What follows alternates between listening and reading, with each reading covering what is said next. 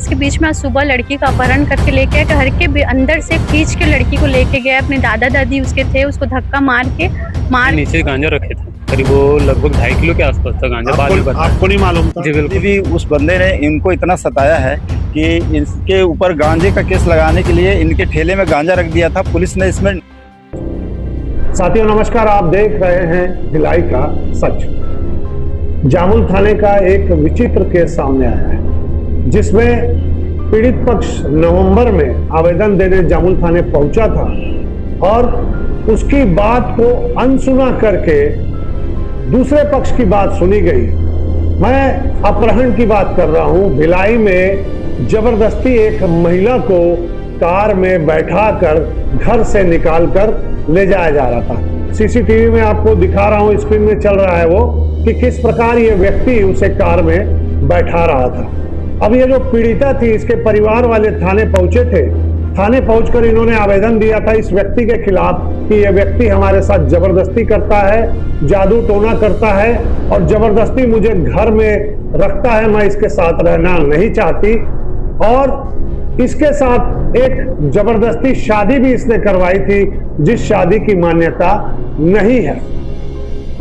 उस समय जब पीड़िता ने अपहरण की रिपोर्ट लिखाई थी, तब ये व्यक्ति थाने पहुंच गया था उस महिला को लेकर और पुलिस ने यह कहकर पल्ला झाड़ लिया था कि मियां बीवी का मामला है, पति पत्नी का मामला है, हम इसमें कुछ नहीं कर सकते। अगर वो जबरदस्ती कार में ले जा रहा है तो वो उसकी पत्नी है, ऐसा पुलिस का कहना था।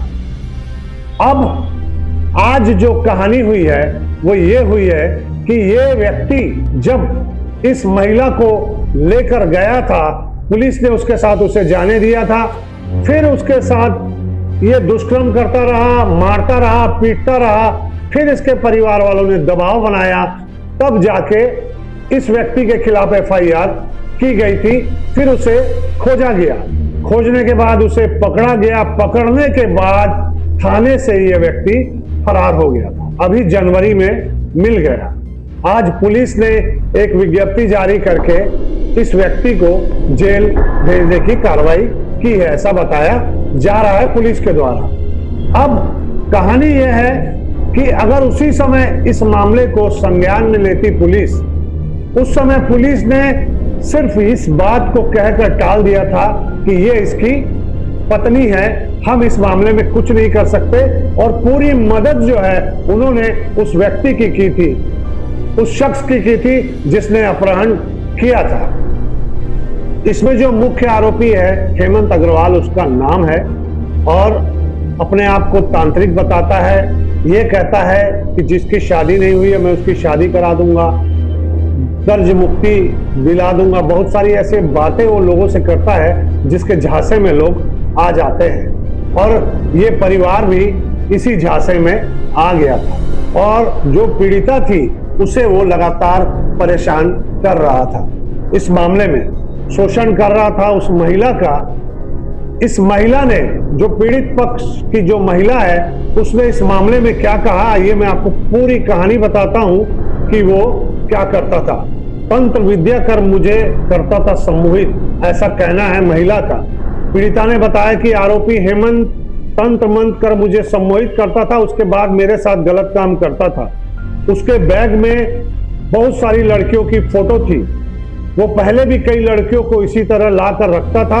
बाद में पीड़िता को उसने खुद ही बताया कि वो शादीशुदा है।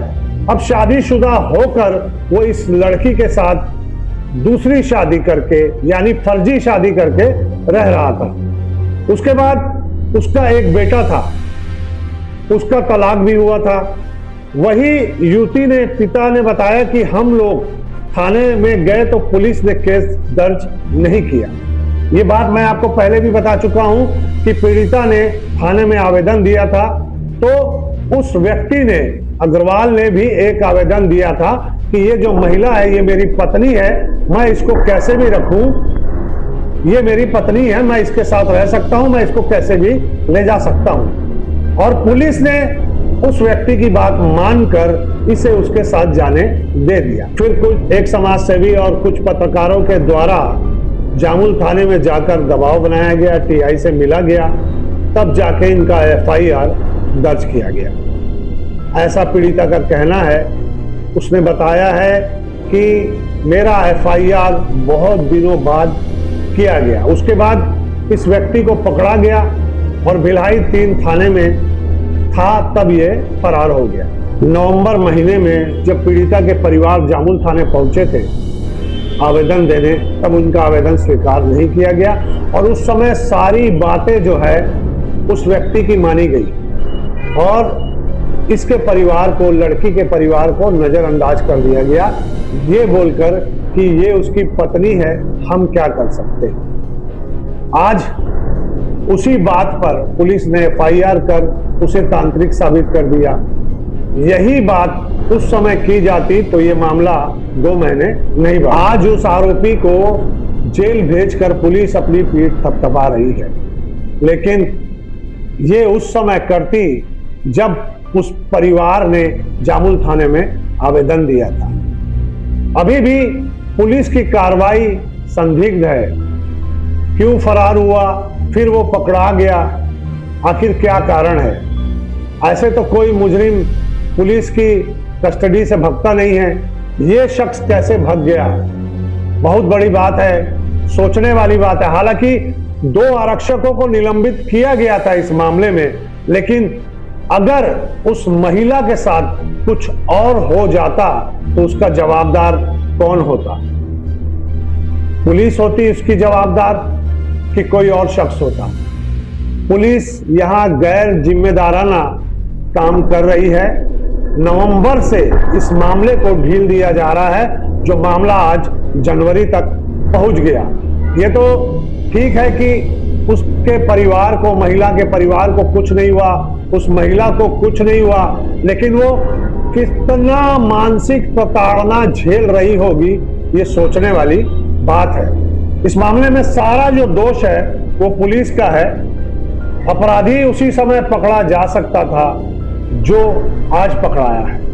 दुर्ग जिले में अपराध लगातार बढ़ते जा रहे हैं। सभी प्रकार के अपराध दुर्ग जिले में हो रहे हैं। पिछले कुछ दिनों में 27 हत्याएं हो चुकी हैं। लगातार हर दिन एक हत्या दुर्ग जिले के खाते में जा रही है। तो दुर्ग जिले की पुलिस इस मामले में कोई एक्शन नहीं ले रही थी और अभी तक इस प्रकार की घटनाएं घट रही है।